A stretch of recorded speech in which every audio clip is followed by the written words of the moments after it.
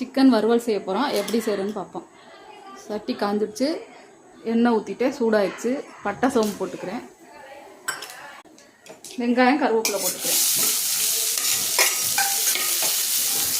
வெங்காயம் வதங்கிடுச்சு, இஞ்சி பூண்டு பேஸ்ட்டு ஒரு ஸ்பூன் போட்டுக்கிறேன்.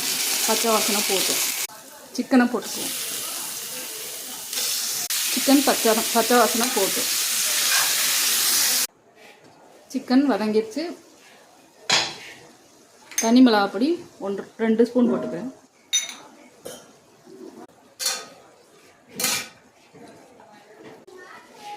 பச்சை வாசனை போயிடுச்சு. உப்பு தேவையான அளவு போட்டுக்கிட்டு தண்ணி ஊற்றி மூடி வச்சுருவோம், வேகட்டும். சிக்கன் வெந்துருச்சு. பெப்பர் கொஞ்சம் போட்டுக்குவோம், லெமன் கொஞ்சம் புழிஞ்சுக்குவோம்.